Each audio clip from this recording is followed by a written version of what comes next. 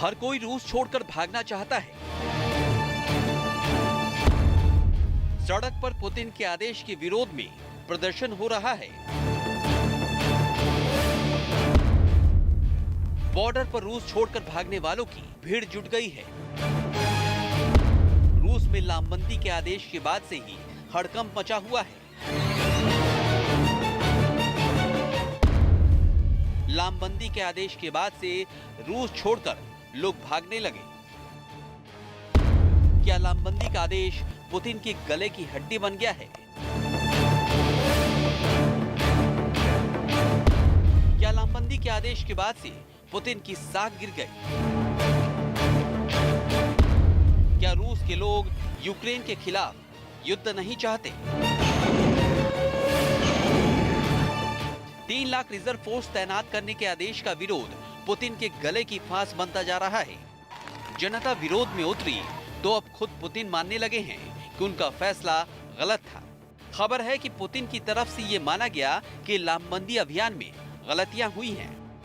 पिछले हफ्ते पुतिन ने रूस में 3 लाख लोगों को यूक्रेन युद्ध में लामबंद करने का ऐलान किया। खबर उड़ी कि जिन्हें सेना का कोई अनुभव नहीं है और जो बुजुर्ग हैं उन्हें भी युद्ध में शामिल होने के लिए बुलाया जाएगा। उसी के बाद से कहीं कहीं सेना में भर्ती करने का अभियान चलने लगा, जिसके बाद से ही लोग सेना में जाने के डर से देश छोड़कर भागने लगे। रूस से बाहर जाने वाली फ्लाइटों की टिकटें महंगी हो गईं। इंटरनेट पर तरह तरह की तरकीबें तलाशी जाने लगी। हालांकि बढ़ते विरोध के बीच रूस के राष्ट्रपति पुतिन के प्रवक्ता की तरफ से बयान आया। कुछ ऐसे मामले हैं जहां नियमों का उल्लंघन किया गया और ये भी कहा गया कि हर गलती को सुधारा जाएगा। उन्हें रूस की सीमा बंद करने और मार्शल कानून लागू करने की जानकारी नहीं है। सवाल है कि जिस लामबंदी को लेकर रूस में भारी विरोध हो रहा है, पुतिन की तरफ से सफाई आ रही है, आखिर उस नियम में है क्या? लामबंदी के नियमों के मुताबिक जो लोग सैन्य क्षमता रखते हैं, उन आम नागरिकों को युद्ध के लिए बुलाया जाएगा। हालांकि इस भर्ती अभियान में उम्र और शारीरिक दिव्यांगता से जुड़े नियम लागू होंगे, जबकि रूस में ऐसा माना जा रहा है कि 18 से 60 साल के बीच के पुरुष और कुछ मामलों में इससे भी अधिक उम्र के लोगों को लामबंद किया जा सकता है। कोई नियम नहीं माना जाएगा। स्थानीय नेता को जिम्मेदारी दी जाएगी कि वो किसको भर्ती करना चाहेंगे ताकि अपना कोटा पूरा कर सके।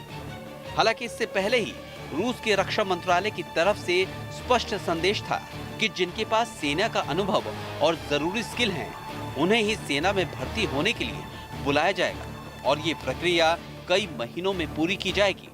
राष्ट्रपति पुतिन ने 21 सितंबर को रक्षा मंत्री की मौजूदगी में 3 लाख लोगों को रिजर्व फोर्स में शामिल होने के लिए लामबंद करने का ऐलान किया था। कहा था कि ये रिजर्व फोर्स यूक्रेन में जारी युद्ध का हिस्सा होंगी। पुतिन ने इसे आंशिक लामबंदी का नाम दिया था।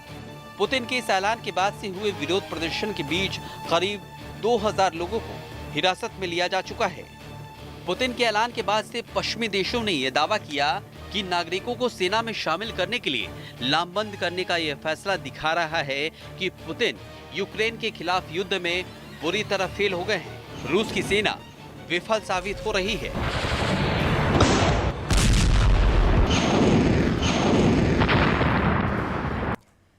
अब आपको बताते हैं कि लामबंदी अभियान को लेकर पुतिन के ऑफिस से आखिर क्या कुछ सफाई निकलकर सामने आई है। पुतिन के प्रवक्ता ने यह माना है कि लामबंदी अभियान में गलतियां हुई हैं, कुछ मामलों में नियमों का उल्लंघन भी किया गया है। उनको बॉर्डर सील करने की जानकारी नहीं है, मार्शल लॉ लागू करने की भी जानकारी नहीं है और पुतिन के प्रवक्ता ने यह कहा है कि हर गलती को सुधारा जाएगा।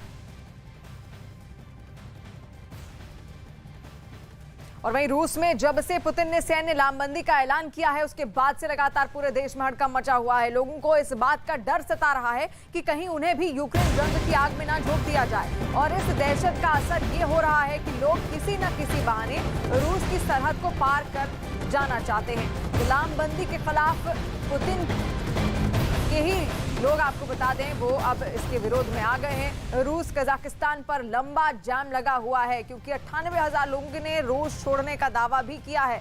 आपको बता दें कि वहां पर लामबंदी के खिलाफ लोग अब सड़कों पर उतर आए हैं और साथ साथ विरोध साफ देखने को मिल रहा है पुतिन के खिलाफ।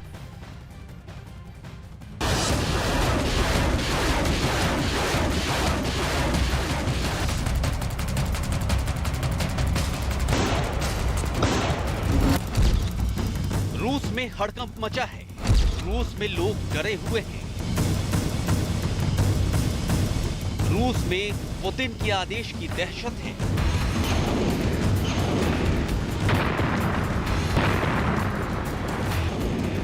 यूक्रेन में जंग हो रही है और ये तबाही हर किसी को परेशान कर रही है।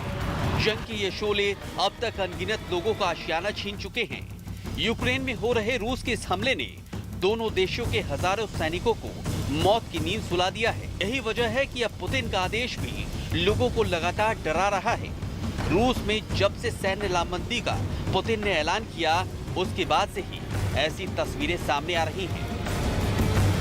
दहशत में जी रहे लोग रूस को छोड़कर पड़ोसी देशों का रुख कर रहे हैं। लोगों को लग रहा है कि जिस तरह से पुतिन ने मोबिलाइजेशन का आदेश दिया, उसके बाद उन्हें कभी भी यूक्रेन की आग में झोंका जा सकता है। यही वजह है कि हजारों की संख्या में लोग रूस कजाकिस्तान बॉर्डर पर पहुंच रहे हैं।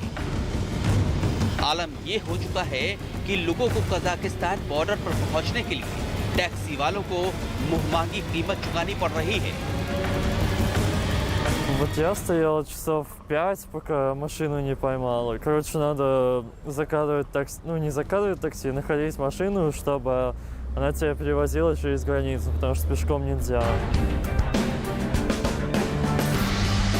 रूस के बॉर्डर पर लगी ये लंबी लंबी कतारें तस्दीक कर रही हैं कि लोगों को किसी अनहोनी का डर सता रहा है। इसी आशंका और इसी डर की वजह से अब तक करीब 98,000 लोग रूस की सरहद को पार कर कजाकिस्तान पलायन कर चुके हैं। बड़ी संख्या में पलायन की वजह से प्लेन की टिकटों की भी किल्लत हो रही है।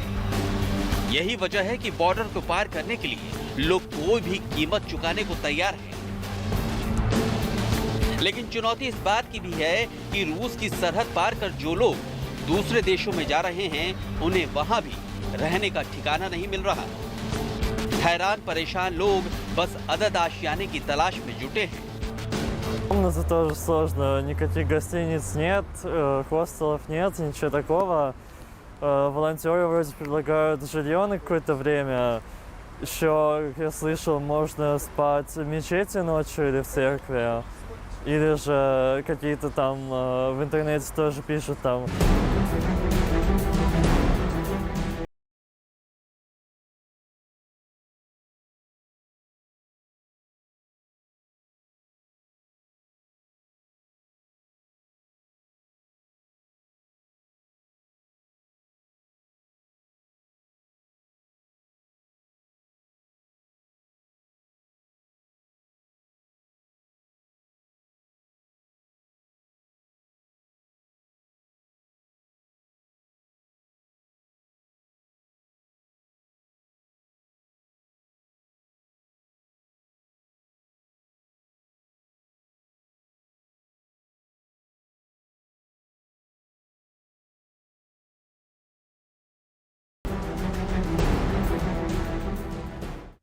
और आइए अब ग्राफिक्स वॉल के जरिए हम आपको उन जगहों को दिखाते हैं जहां पर रूस ने जनमत संग्रह करवाया है और 23 से 27 सितंबर तक ये जनमत संग्रह कराया गया। ज़ापोरिज़िया, लुहांस्क, डोनेस्क, खेरसोन, ये तमाम इलाके ऐसे हैं जहां पर उसने जनमत संग्रह कराया है और ये तमाम इलाके यूक्रेन के क्षेत्र में आते हैं। यूक्रेन के ऐसे क्षेत्र जिनका जो बॉर्डर एरिया है वो पूरा का पूरा रूस से लगता है। इसमें आप देख सकते हैं खेरसोन का इलाका है, ज़ापोरिज़िया का इलाका है, डोनेस्क और लुहांस्क जिसको पहले ही रूस की तरफ से आज़ाद घोषित कर दिया था। ये तमाम वो क्षेत्र हैं जहां पर जनमत संग्रह कराया जा रहा है, जिसके बाद ही पता चल पाएगा कि आखिर वहां पर वोट काउंट है और वोट काउंट किसके पक्ष में ज्यादा है, वो यूक्रेन के पक्ष में ज्यादा है या फिर रूस के पक्ष में है। यहाँ पर 93% से ज्यादा लोग रूस के पक्ष में है। और लुहांस्क की अगर बात करें तो लुहांस्क में भी वोटों की गिनती पूरी हो चुकी है। यहाँ पर 98% से ज्यादा लोग रूस के पक्ष में है। और अगर डोनेस्क की बात की जाए तो डोनेस्क में 32% वोट काउंट हुए हैं। यहाँ पर 93% से ज्यादा लोगों ने रूस के पक्ष में वोट किया है। और खेरसोन की अगर बात करें तो खेरसोन में